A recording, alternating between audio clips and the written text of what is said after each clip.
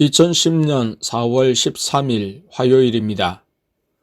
땡땡다움 집사님 부부가 들어갈 집이 나왔는지 보러 가는 감동을 아내가 받고 학교에서 돌아온 둘째를 통해 땡땡 부동산에 가고자 예수님께 여쭈니 예수님께서 가보라고 하셨습니다. 나와 아내가 함께 가서 관계자 두 분을 만났습니다.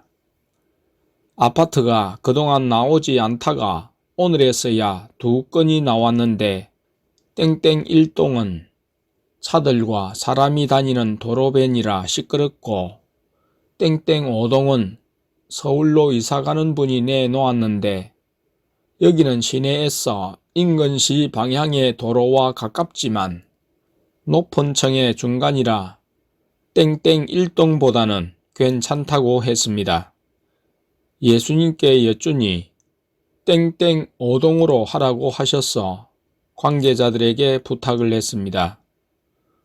우리 성도님들이 다 이 부동산을 통해 집을 구했기에 우리를 잘 알고 나온 집에 이사 날짜까지 정해지면 연락을 주기로 했습니다. 이사할 가정이 서울에 집이 구해지면 구체적으로 일이 진행되어 성금을 걸 수 있다고 했습니다.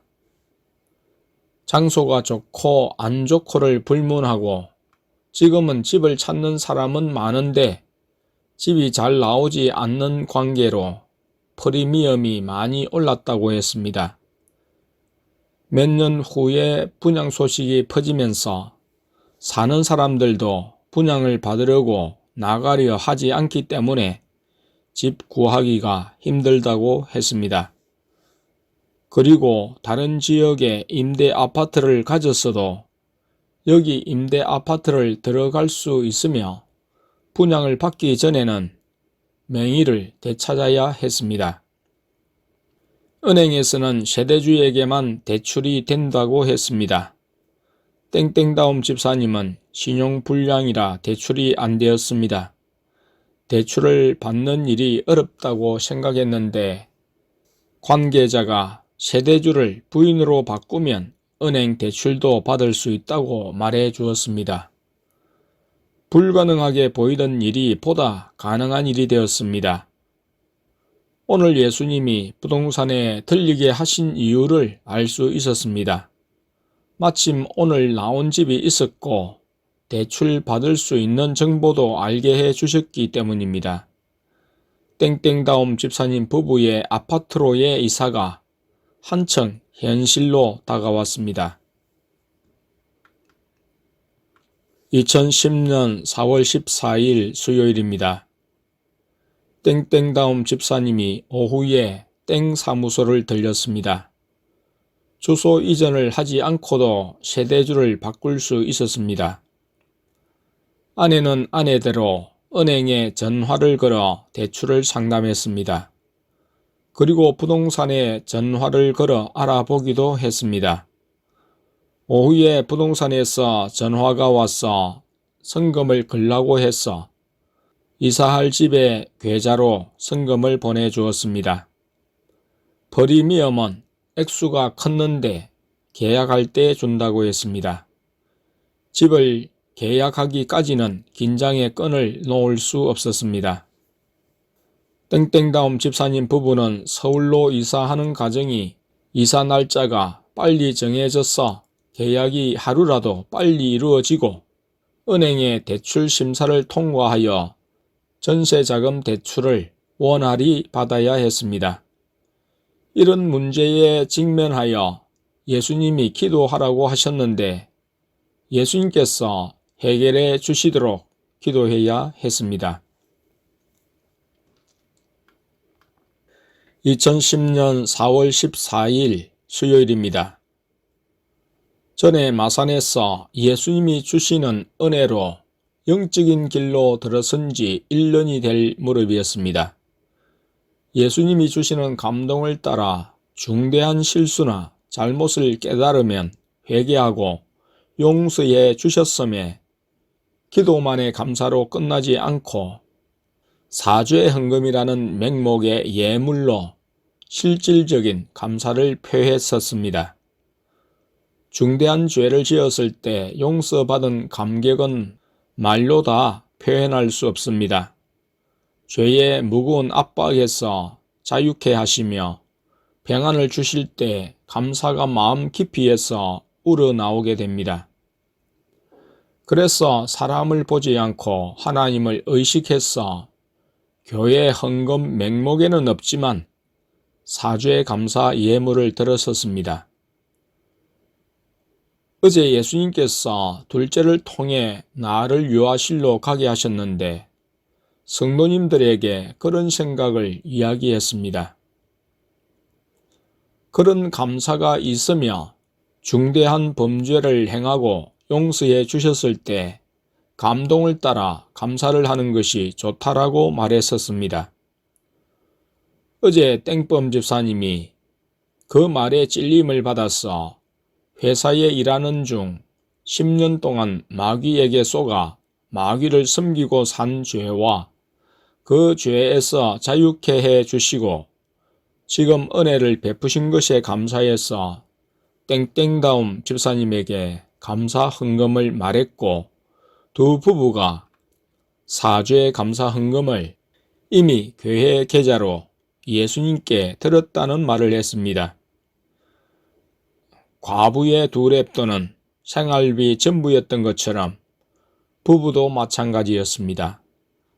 아파트를 들어가려면 대출도 하고 대출로도 모자라 몇백이 더 필요한데 우리로서는 부담스러워 과연 예수님이 감동하셨고 받으셨는지를 여쭈기로 했습니다. 둘째를 불러 예수님께 여쭈니 어제 내가 한 말도 예수님이 감동하셔서 하게 하셨고 땡범 집사님이나 땡땡다움 집사님이 헌금한 것도 감동하신 것이며 예수님께서 헌금을 받으셨다고 했습니다.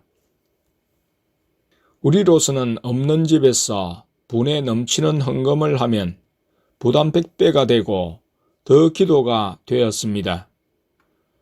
예수님께서 어떻게 하시려고 그러시나 생각하면서도 지금까지 우리와 땡엄 집사님 가정을 인도하신 것처럼 우리의 믿음을 요구하시며 달아보시면서 극적으로 해결해 주실 것을 믿었습니다. 땡엄 집사님과 땡순 성도님 부부는 우리 가정과 마찬가지로 예수님의 인도하심에 따라 물질을 사용하고 있습니다. 예수님께서 땡순 성도님이 결혼하기 전에 살던 전셋집을 뺄 때 받은 땡순 성도님의 재산으로 주신 전셋돈에 대해 11조를 하라고 해서 11조를 했습니다. 11조를 하면 전셋돈이 줄어들어 임대 아파트로 들어가는데 물질이 부족하게 되었습니다. 하지만 예수님의 말씀을 따라 11조를 하고 전셋돈이 내려간 만큼 월세를 조금 더 부담하게 하셨습니다. 여기엔 예수님의 인도를 신뢰하고 예수님을 믿는 믿음이 없으면 안 되는 일이었습니다. 땡엄 집사님은 결혼 자금을 대출할 때도 대출금의 11조를 했었습니다. 땡엄 집사님이 감동을 받고 한 일인데 우리는 대출금도 11조를 내야 하는지 지나치다고 생각하고 돌려줘야 한다고 생각하며 예수님께 말씀드려서 돌려주려 했습니다. 그런데 예수님은 그것을 감동하셨고 받으셨으며 입금한 돈을 놓아두라고 하셨습니다.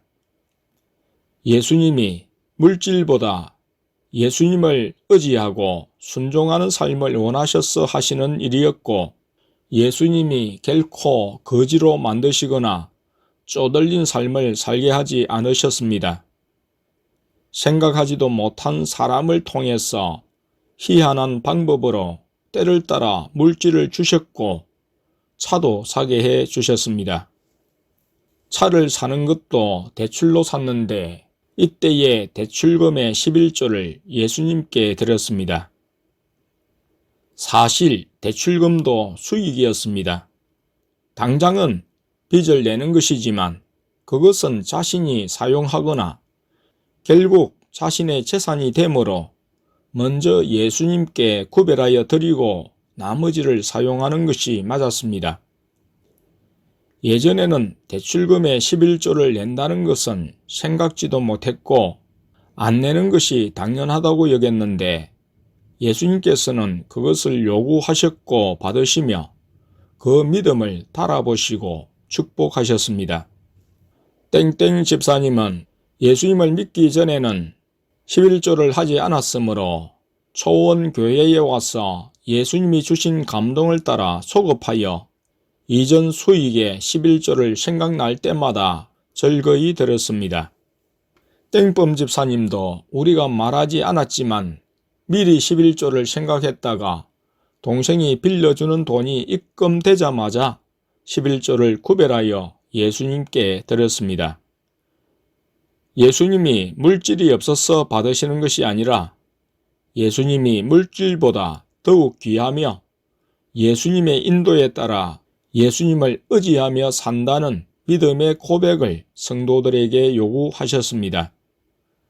물질이 많아야 예수님을 잘 따를 것이라고 생각하지만 예수님을 위해 물질을 내려놓을 때 진정 죽든지 살든지 예수님 안에서 만족하며 예수님만을 위해 살게 됩니다.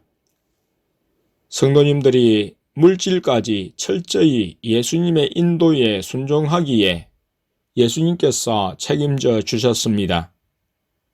예수님께서 피로의 때를 따라 예상치 못한 방법으로 피로를 채우셔서 신용 있게 하셨고 먹고 입고 사는 것을 풍족하게 해 주셨습니다.